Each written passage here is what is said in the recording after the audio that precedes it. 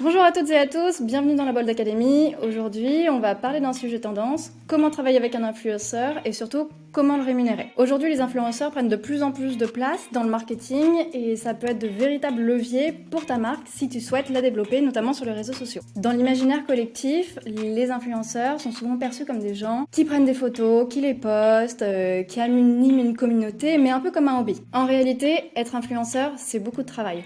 Entre la production et l'animation de la communauté, certains sont accompagnés, d'autres sont seuls. Dans tous les cas, tu te dois de les traiter comme de véritables partenaires commerciaux et donc les rémunérer correctement. Comment faire? On va voir tout ça dans cette vidéo.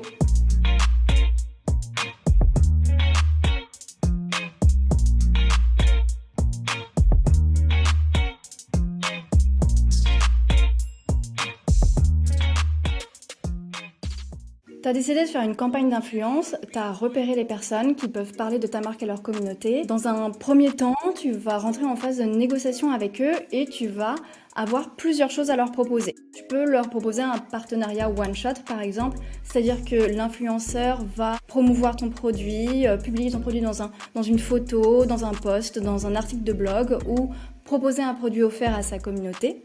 Il peut s'agir également d'un partenariat en affiliation. Ça veut dire que l'influenceur va prendre une commission en fonction des objectifs qui sont réalisés. Ou alors un partenariat sur le long terme, par exemple la création d'un nouveau produit en partenariat avec ta marque.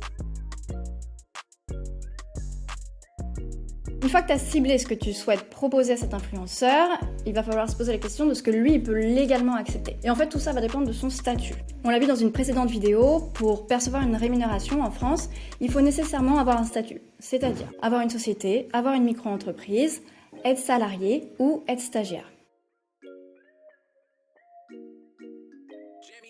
Soit il a aucun statut, soit il a un statut, on va voir les deux cas, et on va commencer par l'influenceur qui n'a aucun statut. Tout d'abord, tu peux lui envisager de lui faire profiter gratuitement d'une prestation ou d'un produit. En somme, tu lui fais un cadeau. Les dépenses au titre des cadeaux, fiscalement, elles sont déductibles du résultat imposable de ta société si tu remplis 3 conditions. Ce sont des montants qui ne doivent pas être excessifs. Donc tu évites de faire un cadeau à 15 000 €. Ce sont des montants qui doivent être engagés dans l'intérêt de ta société. Concrètement, tu ne fais pas un cadeau à ton petit frère qui a 60 followers sur Instagram. Et enfin, il ne faut pas que le cadeau vienne rémunérer un service rendu à l'entreprise. Concrètement, ça veut dire que tu peux faire un cadeau à un influenceur dans le cadre d'une opération promotionnelle qui sera ponctuelle.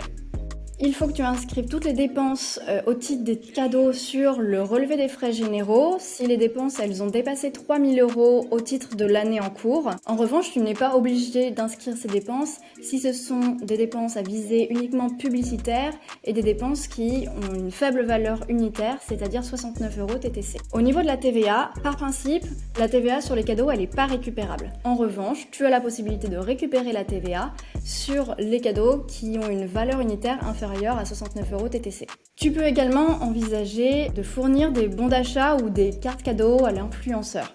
Le montant octroyé via les chèques cadeaux doit être modéré, même s'il n'y a pas de montant maximum qui est fixé par la loi. Tu dois également veiller à limiter le nombre d'interventions de l'influenceur pour ne pas développer une relation professionnelle avec cet influenceur. Aucune charge sociale ne sera due si toutes les conditions qui sont posées par l'URSSAF sont respectées.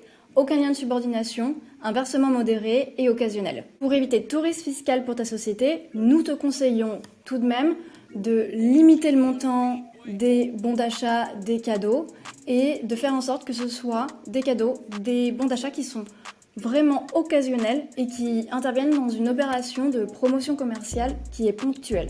Si tu envisages un partenariat sur le long terme ou un partenariat plus important, ou tout simplement si tu veux verser une somme d'argent à un influenceur qui n'a pas de statut, tu vas être obligé de passer par un contrat de travail et lui verser un salaire. D'ailleurs, il y a une présomption de salariat quand par exemple on pose avec un produit ou lorsqu'on suit un script qui a été préalablement rédigé.